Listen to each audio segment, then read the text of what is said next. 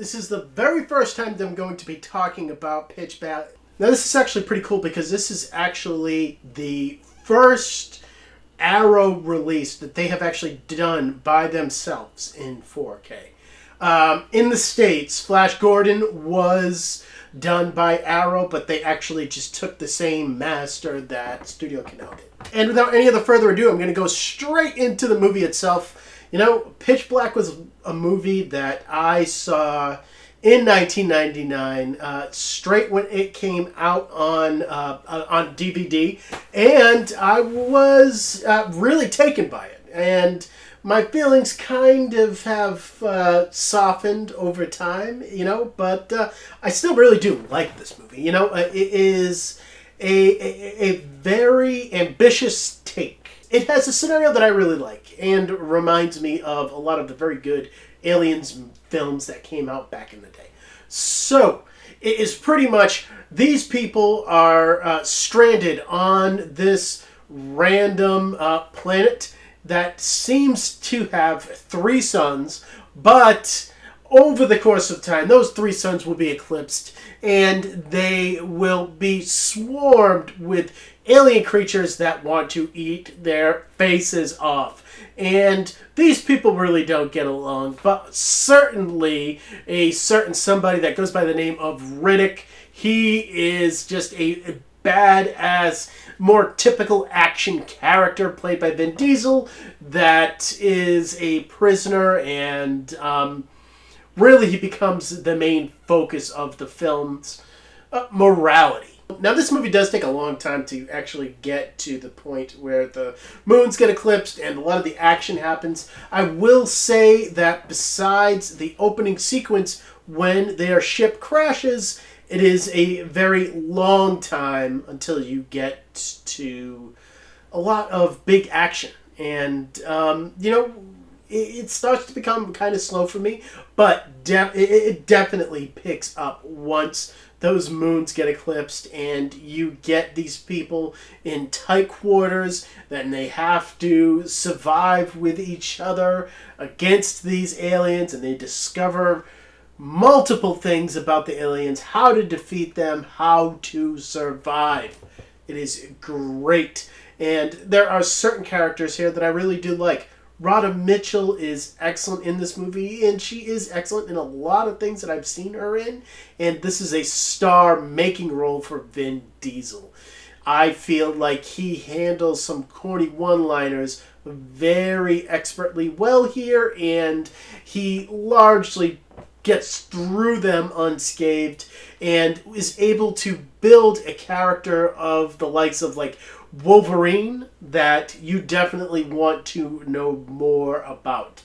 Eventually, you want to know his backstory, what makes him tick, how he got those cool eyes he has, and it very much sets itself up for seeing this character in later films. And back in the day, I wanted that, and I definitely still do want it today, and I will say that I would give Pitch Black an 8 out of 10. This is a very solid film. And getting into the video quality of this Arrow release, this was actually given a 4K scan of the 35mm negative with Dolby Vision support. So that gives this a 4K digital intermediate.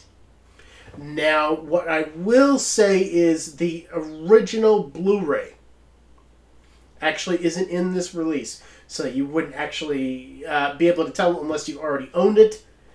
I do, and it was a very early Blu-ray release for the Blu-ray format, and you can tell it's pretty uneven at times.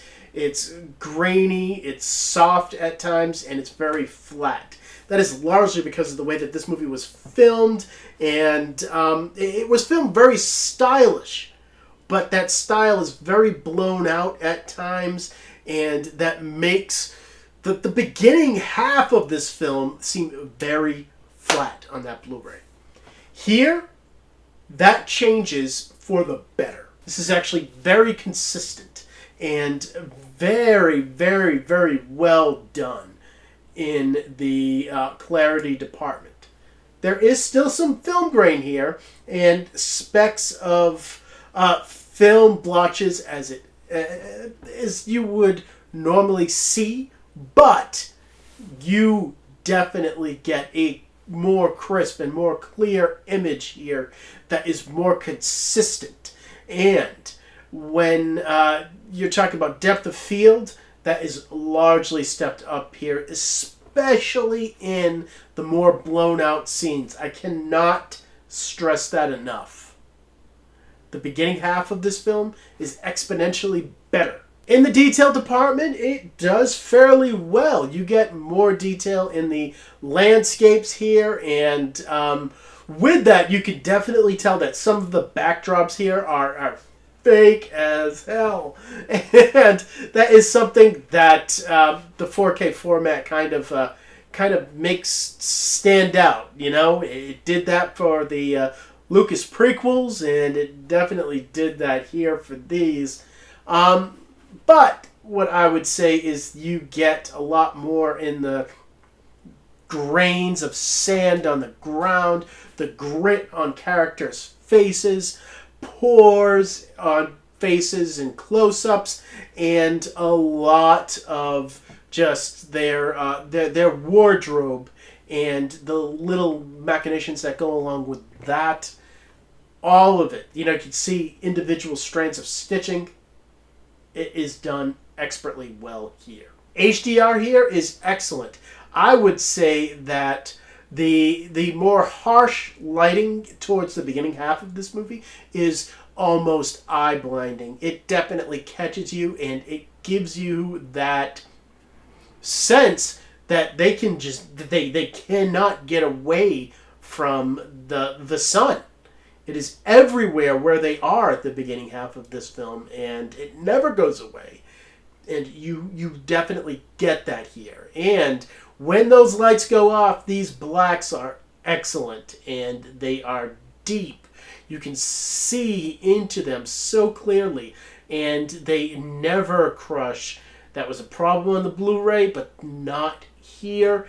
And I would say that even with the HDR and the Dolby Vision here and the 4K upgrade, CGI is still pretty damn good. Things don't look fake, and these alien creatures definitely look believable.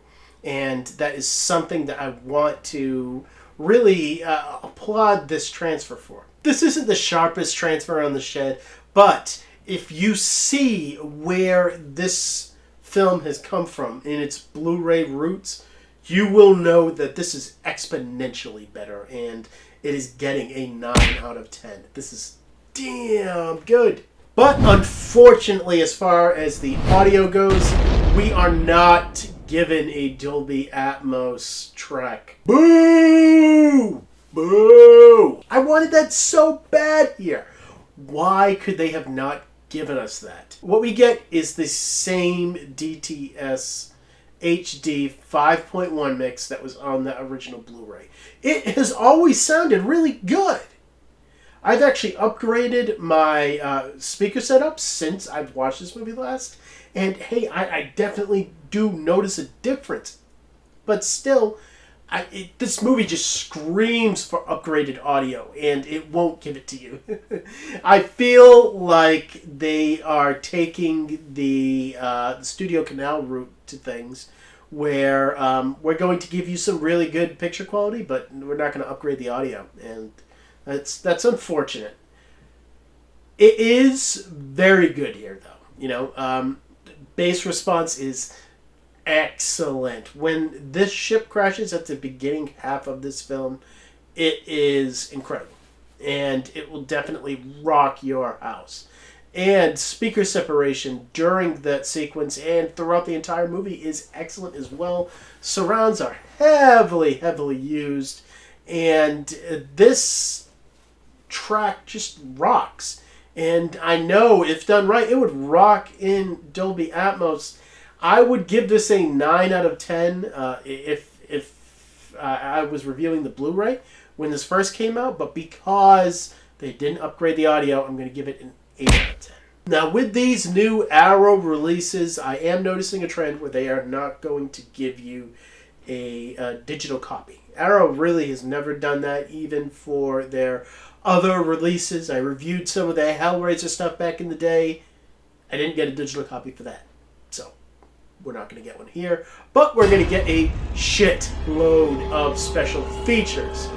Now, I will say right off the top that we do not get a Blu-ray copy here. So, all of the special features are on this 4K disc. You get 8 featurettes, one of which is new to this particular release, and you get more than one audio commentary track, and along with this you get production stills, theatrical trailers, and this is awesome, you get this great booklet that goes into the film as well. This is all excellent here. I'm going to give this another 8 out of 10. And getting into my last looks at Pitch Black, this movie is just B-movie gold. It's good, and it just has that right amount of sci-fi action. You have like all of these elements. This Arnold-like character in Vin Diesel who just spouts out one-liners a lot. But also you have the kind of sci-fi that I like, that is something new and eventful, and it just definitely has a very good vibe going for it. And that's my final scores on this release. This comes out to a 33 out of 40. If you enjoyed this film, pick this up. You will notice a difference, people. So, coming up next on the channel, I do have to get into Beetlejuice. And just today, I have gotten in the Alfred Hitchcock collection. I'll be getting into that. And I will be getting into Ghost in the Shell as well. So, stay tuned for that. And if you're excited and want me to review something that I haven't reviewed yet, comment down below. And as always, thank you for watching my videos. You guys are awesome. I don't need to say it because you all know it. And I will see all of you next time.